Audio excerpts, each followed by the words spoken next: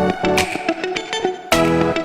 back to Insight. I'm here with Dr. Carolyn Greer. She's from the Bowen Recovery Center. So let's talk about what you do at the Bowen Recovery Center. You really focus on people with an opiate addiction, right? Yes, yes.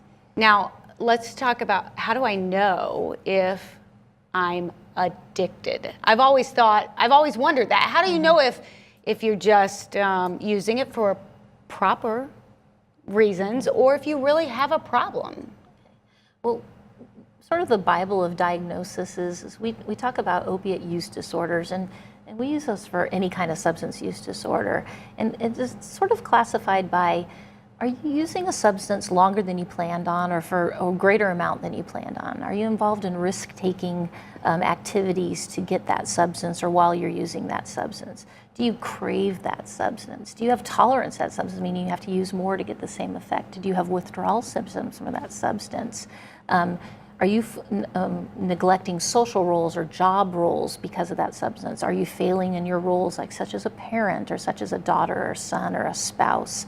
Do you have knowledge of what that substance is causing, but you continue to use? Have you tried to stop and you're unable to do?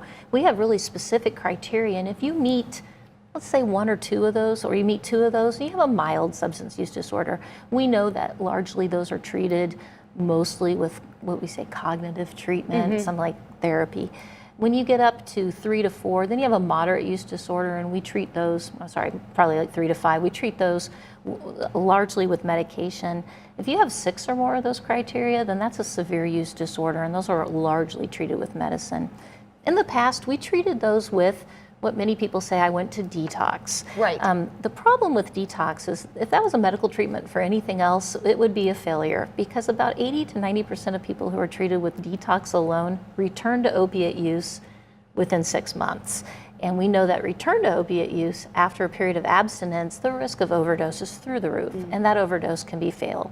So, if I told you I'm going to treat you for your high blood pressure, but I only have a 20% success rate, you would say, Dr. Greer, you're crazy. I don't want what you're offering. Right. So we say that detox is good for many things, but stopping using opiates is not one of them. So we know that people need to be offered medical treatment for their opiate use disorder, specifically the moderate to severe treatment. I think the one thing that I hope that we're recognizing as a society is that opiate addiction is affecting it's on the complete spectrum of society. Yes. From people people you would never expect, the stay-at-home mom that looks like her life is perfect, to the attorney, it's affecting so many people. I think we've moved from this is a moral failing to this is definitely a genetic predisposition. Yes. We know that, to make it very simplified, we know that there's behavioral, there's biological, and there's social impacts. If you're never exposed, it's unlikely. If you don't have any genetics, it's unlikely. And then again, the behaviors that are associated with that. And almost everybody, again, I see people first time treatment, they almost always have a genetic component. They almost always have a social, largely trauma, and they almost have an exposure. So. Well, if we feel like somebody we know has a problem or we ourselves have a problem, the Bowen Recovery Center is right here and would love to help. So all you have to do is give them a call. Give them a call today, 866-239-6053. Check out their website, bowencenter.org, or check them out on Facebook.